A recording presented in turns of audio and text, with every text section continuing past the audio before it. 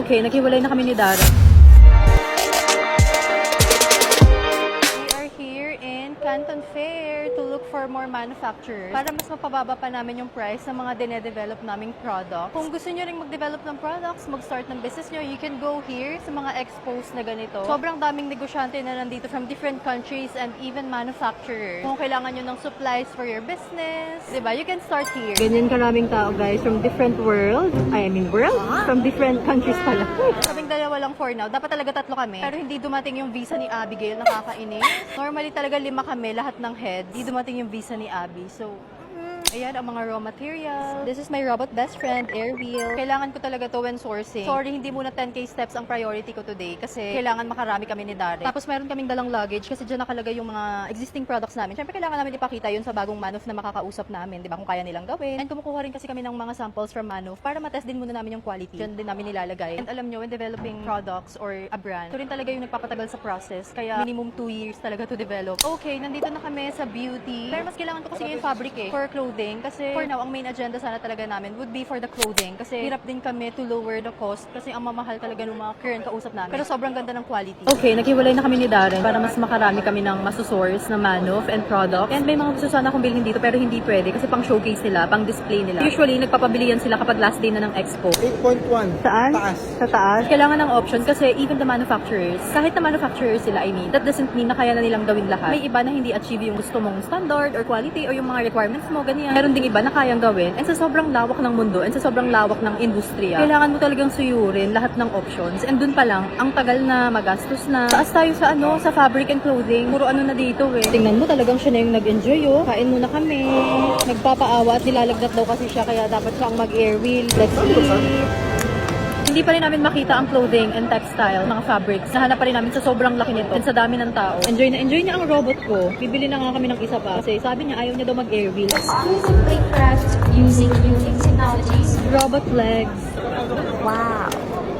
Ang laki ng mundo, guys. Imagine all these people. May kanya-kanyang agenda, may kanya-kanyang vision. We found it! Nandito na kami sa clothing manufacturers finally. Sana naman mapamura na natin ang clothing pieces. Actually, kompleto na yung first collection natin pero hindi lang namin ma-release pa for now kasi umaasa pa rin kami na sana mapababa pa namin yung costing niya kasi mahal talaga. As in, 1,000 siya per piece. Bibilhin nyo ba yun? So, ito na yung last resort namin kasi next year na sana yung launching nito. Umaasa pa rin kami na mapababa namin yung costing niya. So, this one is linen? Yeah. Pure linen or with cashmere? With cashmere. Oh, okay. 42 linen and 58% cashmere. Alright.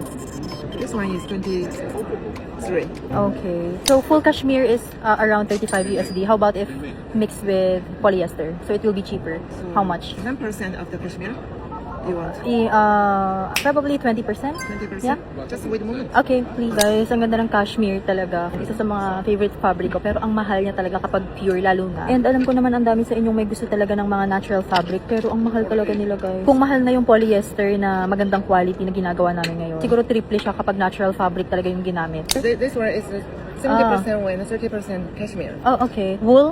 Kailangan natin ng maraming manufacturers kasi iba-iba sila ng expertise. Iba for blazers, for pants, like mga sweaters, even leather jackets, mga ganyan. Sportswear, di ba? Ay, ang ganda nito.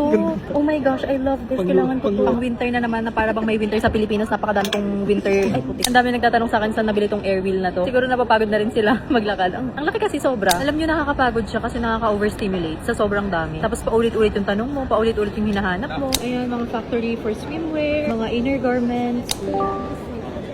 Ganyan kadami ang exhibitors and mga bag pa lang yan ha. Nalobat na ang air wheel. Buti na lang nakabili kami nitong bago na to. Ayan. Ibang brand siya. Test natin kung matibay ba siya. Uwi na kami kasi nalobat na yung air wheel and pagod na rin talaga kami. It's only 3:30 PM. Walang tubig. Sakit sa ulo. Yung sakit ng ulo na dehydrated and overstimulated ka na. Ganun.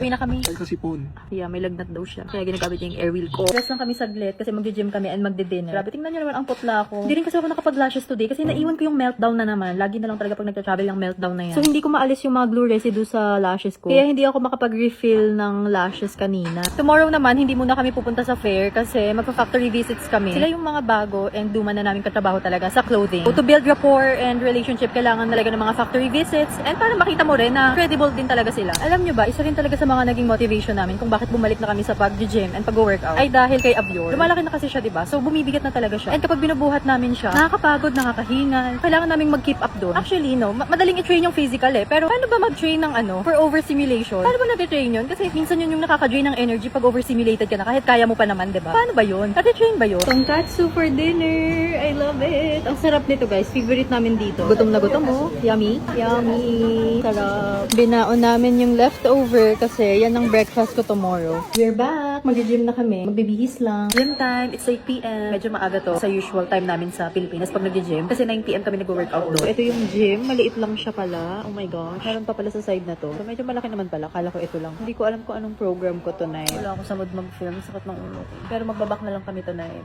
Sakit ng ulo ko. Ilan? Ilan? Wag. Sabi mo 100. Dito lang. Number 10 ilalagay. Huh?